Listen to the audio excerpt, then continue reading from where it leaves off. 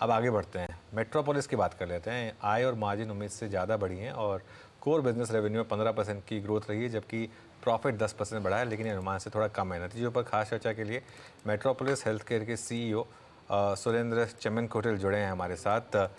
सुरेंद्र जी, good morning. आपने metropolis 2023 में join किया था और शायद आई थिंक अब आप CEO का पद संभाले हैं। पहले तो ये बताइए कि इस बिज़नेस में आपको कितना पोटेंशियल दिख रहा है यहाँ से, और इस बेस पर क्या नंबर्स आप डिलीवर कर पाएंगे? Good morning and good morning to you and all your viewers.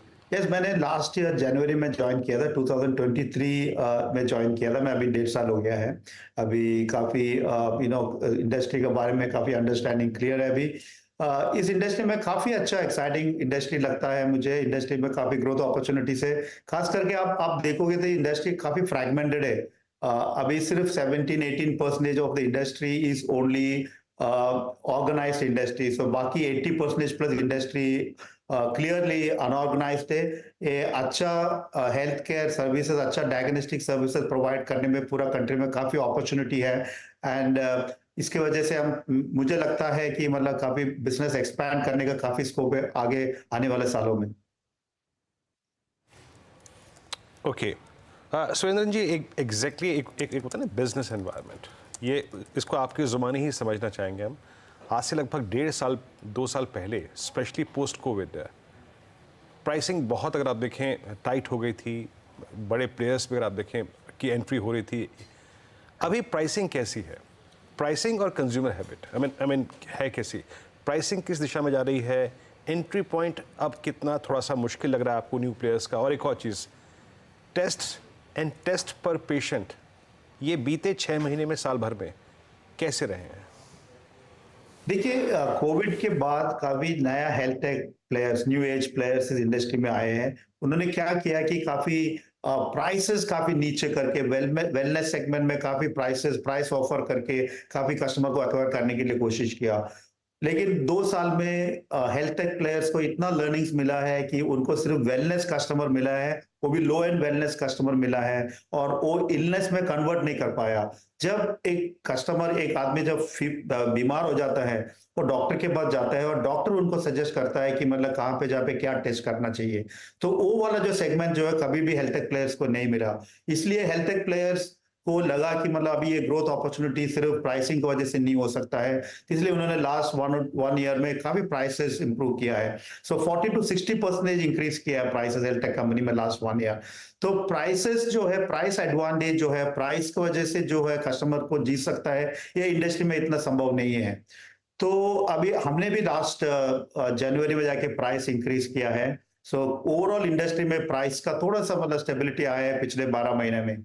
सो मुझे लगता है कि अभी प्राइसेस में बहुत ज्यादा अभी कॉम्पिट नहीं कर पाएंगे आगे जाके कोई भी प्लेयर्स, बट अच्छा क्वालिटी डायग्नोस्टिक सर्विसेज और speciality services, good quality wellness, ये आपको करना पड़ेगा इंडस्ट्री में अगर आपको सस्टेन करने के लिए है। हमारा अगर आप ग्रोथ देखिए, पिछले साल में हमने 9% पेशेंट वॉल्यूम ग्रो किया है, ये इंडस्ट्री में सबसे हाईएस्ट है। आप ये सोच के देखिए, जब ये पूरा प्राइस कंपटीशन हो रहे थे, उसी टाइम में हमने 9% पेशेंट वॉल्यूम इंक्रीज किया है। सो वो एक बहुत ही अच्छा स्टेबल पॉइंट है। आगे जाके भी हम ये जो वॉल्यूम का इम्प्रूवमेंट जो है, पेशेंट वॉल्यूम इम्प्रूवमेंट जो है, उसके ऊपर हम ध्यान दे देंगे। वो कैसे करेंगे? हम आपको लेबोरेटरीज एक्सपैंड करना पड़ेगा, आपको कलेक्शन सेंटर एक्सपैंड करना पड़ेगा, आपको टेस्ट मेन्यू एक्सपैंड करना पड़ेगा, वो सब काम में हम लगे हुए हैं। तो हमें बिल्कुल 8-9% volume growth, patient volume growth आगे जाके दिखता है हमको। ये बहुत पॉसिबल सिनारियो है। और प्राइसिंग मैंने आपको बता दिया, हमने करीबन B2C सेगमेंट में और थोड़ा B2B सेगमेंट में मैंने 1 जनवरी से प्राइस इंक्रीज किया है। उसकी वजह से हमें 3% रियलाइजेशन बेटर मिल रहा है।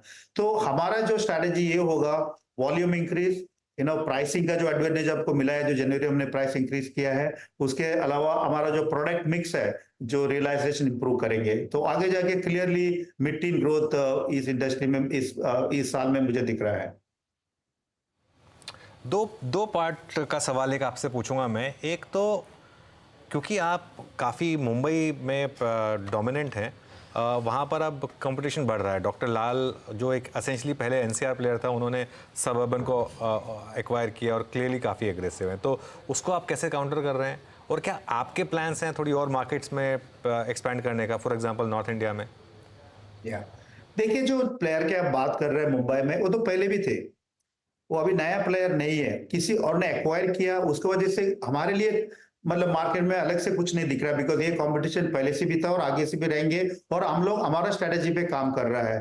तो अब आप देखा होगा हमारा मुंबई का जो ग्रोथ है लास्ट क्वार्टर में सबसे अच्छा ग्रोथ है, 20% ईयर ऑन ईयर ग्रो किया है मुंबई इंडस्ट्री में, मुंबई मार्केट में। तो मुंबई में जो है हम लोग कर रहे हैं, हमारा जो एक्शन, हमारा जो स्ट्रेटेजी हम लोग डिलीवर कर रहे हैं, उसकी वजह से हमें ग्रोथ मिल रहा है।